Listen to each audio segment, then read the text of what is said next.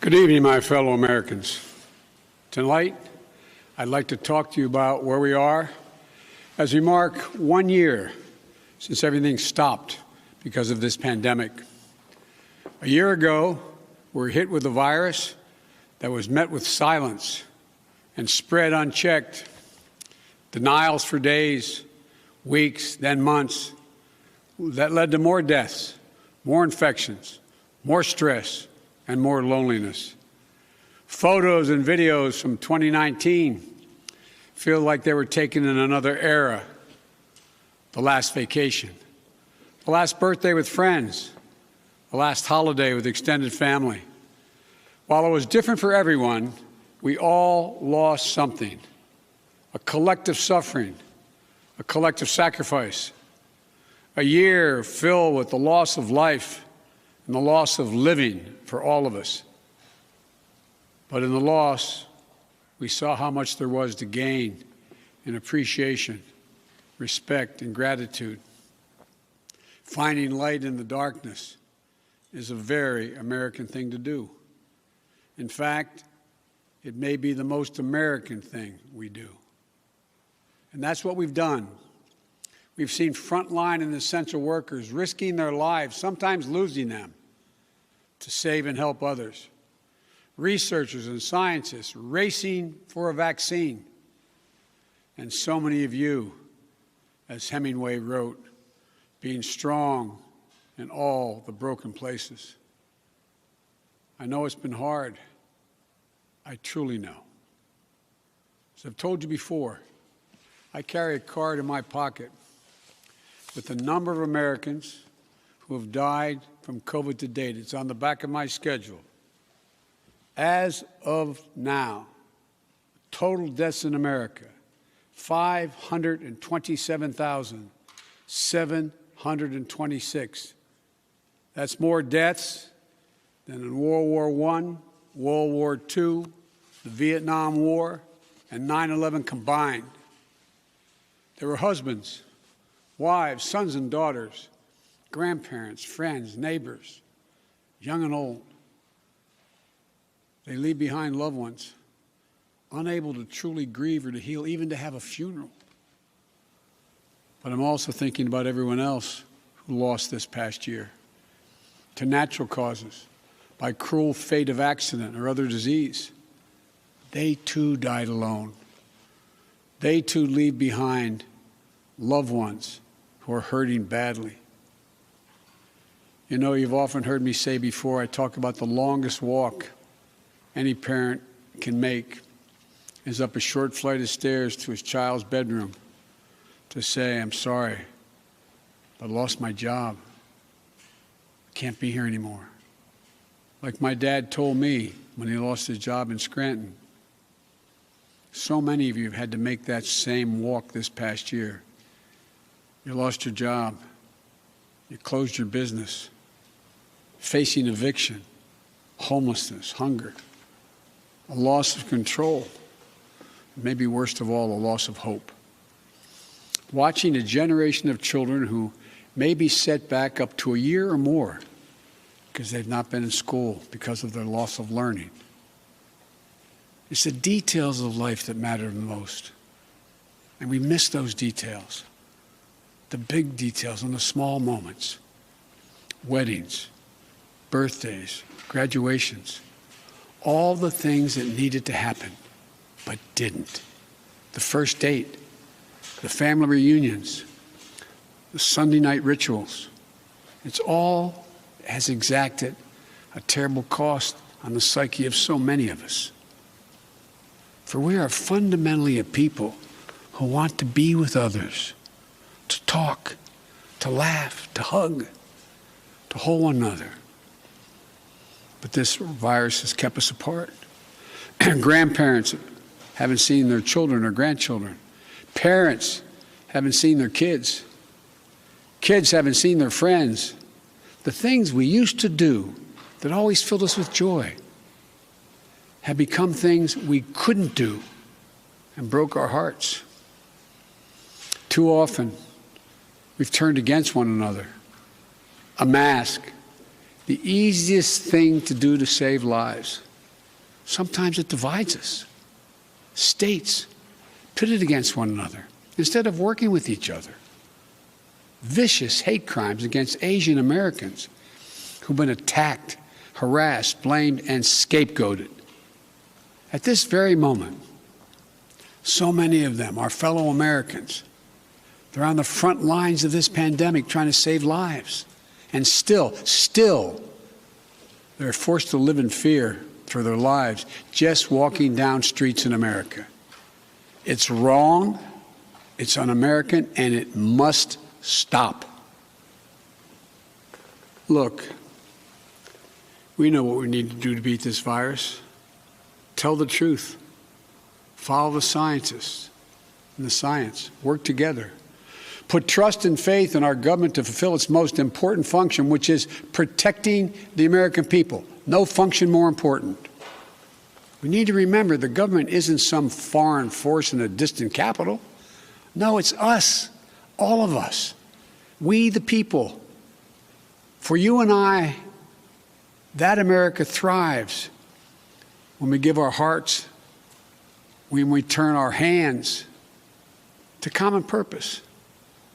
And right now, my friends, we're doing just that. And I have to say, as your president, I'm grateful to you. Last summer, I was in Philadelphia and I met a small business owner, a woman.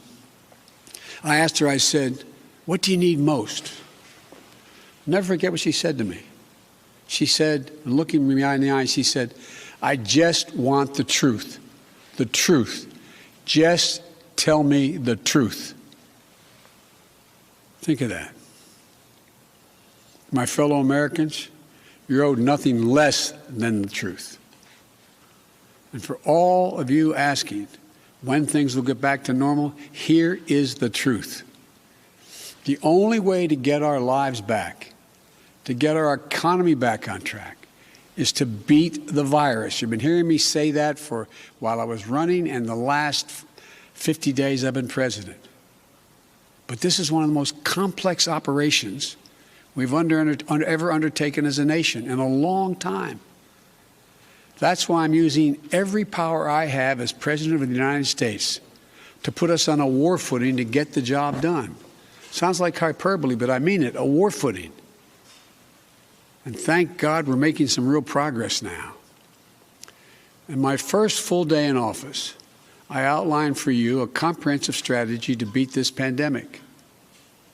We've spent every day since attempting to carry it out. 2 months ago, this country didn't have nearly enough vaccine supply to vaccinate all or ever near all of the American public. But soon we will. We've been working with vaccine manufacturers, Pfizer, Moderna, Johnson & Johnson, to manufacture and purchase hundreds of millions of doses of these 3 safe, effective vaccines. And now, at the direction and with the assistance of my administration, Johnson & Johnson is working together with a competitor, Merck, to speed up and increase the capacity to manufacture new Johnson & Johnson vaccine, which is one shot. In fact, just yesterday, I announced, and I met with the CEOs of both companies, I announced our plan to buy an additional 100 million doses of Johnson & Johnson vaccines. These 2 companies, competitors, have come together for the good of the nation, and they should be applauded for it. It's truly a national effort, just like we saw during World War II. Now, because of all the work we've done, we'll have enough vaccine supply for all adults in America by the end of May.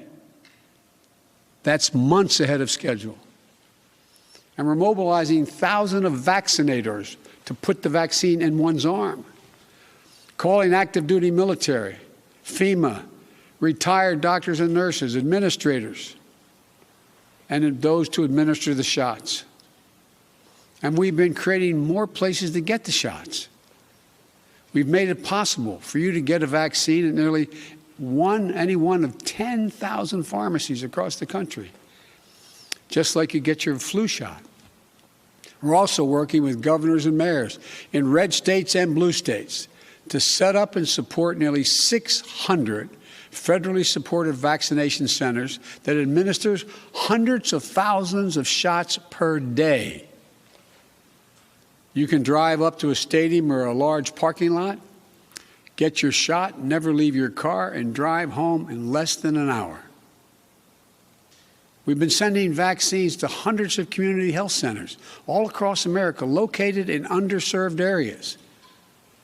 And we've been deploying, and we will deploy more mobile vehicles and pop-up clinics to meet you where you live, so those who are least able to get the vaccine are able to get it. We continue to work on making at-home testing available. And we've been focused on serving people in the hardest-hit communities of this pandemic: Black, Latino, Native American, and rural communities. So what does all this add up to? When I took office 50 days ago, only 8% of Americans, after months, only 8% of those over the age of 65 had gotten their first vaccination. Today, that number is 65%. Just 14% of Americans over the age of 75 50 days ago had gotten their first shot. Today, that number is well over 70%. With new guidance from the Centers for Disease Control and Prevention, the CDC, that came out on Monday, it means simply this: millions and millions of grandparents who went months without being able to hug their grandkids can now do so. And the more people are fully vaccinated, the CD will continue to provide additional guidance on what you can do in the workplace, places of worship with your friends, as well as travel. When I came into office, you may recall, I set a goal that many of you said was kind of way over the top. I said I intended to get 100 million shots in people's arms in my first 100 days in office. Tonight, I can say we're not only going to meet that goal, we're going to beat that goal, because we're actually on track to reach this goal of 100 million shots in arms on my 60th day in office. No other country in the world has done this. None. And I want to talk about the next steps we're thinking about. First, tonight, I'm announcing that I will direct all states, tribes, and territories to make all adults, people 18 and over, eligible to be vaccinated no later than May 1. Let me say that again. All adult Americans will be eligible to get a vaccine no later than May 1. That's much earlier than expected. Let me be clear. That doesn't mean everyone's going to have that shot immediately, but it means you'll be able to get in line beginning May 1. Every adult will be eligible to get their shot. And to do this, we're going to go from 1 million shots a day that I promised in December, before I was sworn in, to beating our current pace of 2 million shots a day, outpacing the rest of the world. Secondly, at the time when every adult is eligible in May, we will launch, with our partners, new tools to make it easier for you to find the vaccine and where to get the shot, including a new website that will help you first find the place to get vaccinated and the one nearest you. No more searching day and night for an appointment for you and your loved ones. Thirdly, with the passage of the American Rescue Plan, and I thank again the House and Senate for passing it, and my announcement last month of a plan to vaccinate teachers and school staff, including bus drivers, we can accelerate massive nationwide effort to reopen our schools safely and meet my goal that I stated at the same time, about 100 million shots, of opening a majority of K through 8 schools in my first 100 days in office. This is going to be the #1 priority of my new Secretary of Education, Miguel Cardona. Fourth, in the coming weeks, we will issue further guidance on what you can and cannot do once fully vaccinated, to lessen the confusion, to keep people safe, and encourage more people to get vaccinated. And finally, fifth, and maybe most importantly, I promise I will do everything in my power. I will not relent until we beat this virus. But I need you, the American people. I need you. I need every American to do their part. And that's not hyperbole. I need you. I need you to get vaccinated when it's your turn and when you can find an opportunity. And to help your family, your friends, your neighbors get vaccinated as well. Because here's the point. If we do all this, if we do our part, if we do this together, by July the 4th, there's a good chance you, your families and friends will be able to get together in your backyard or in your neighborhood and have a cookout or a barbecue and celebrate Independence Day. That doesn't mean large events with lots of people together, but it does mean small groups will be able to get together. After this long, hard year, that will make this Independence Day something truly special, where we not only mark our independence as a nation, but we begin to mark our independence from this virus. But to get there, we can't let our guard down. This fight is far from over. As I told the woman in Pennsylvania, I'll tell you the truth. July 4th with your loved ones is the goal. But a lot can happen. Conditions can change. The scientists have made clear that things may get worse again as new variants of the virus spread. We've got work to do to ensure that everyone has confidence in the safety and effectiveness of all three vaccines. So my message to you is this. Listen to Dr. Fauci, one of the most distinguished and trusted voices in the world. He's assured us the vaccines are safe. They underwent rigorous scientific review. I know they're safe. Vice President Harris and I know they're safe. That's why we got the vaccine publicly in front of cameras, so for the world to see, so you could see us do it. The First Lady and the Second Gentleman also got vaccinated. Talk to your family, friends, your neighbors, the people you know best who've gotten the vaccine. We need everyone to get vaccinated.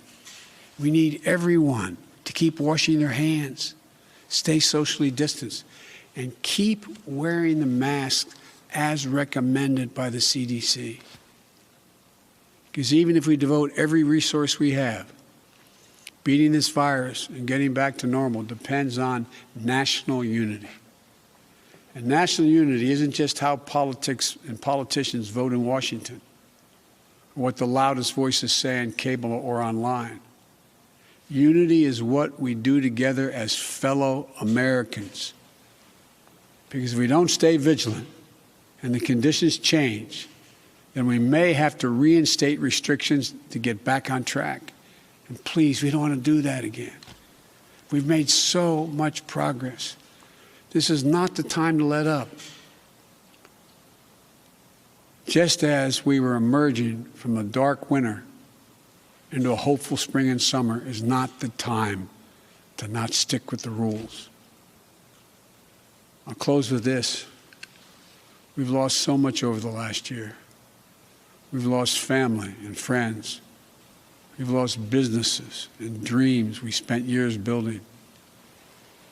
We've lost time with each other.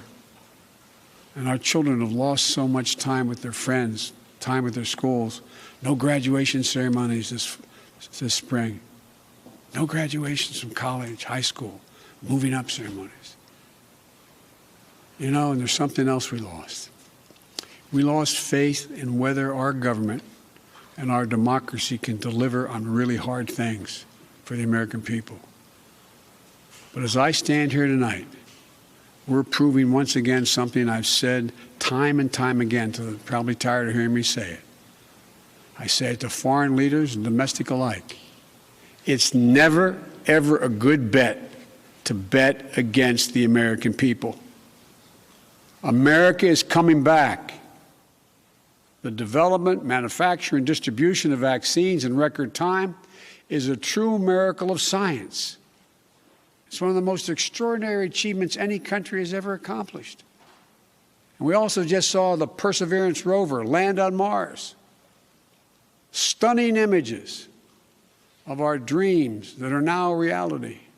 Another example of the extraordinary American ingenuity, commitment, and belief in science and one another.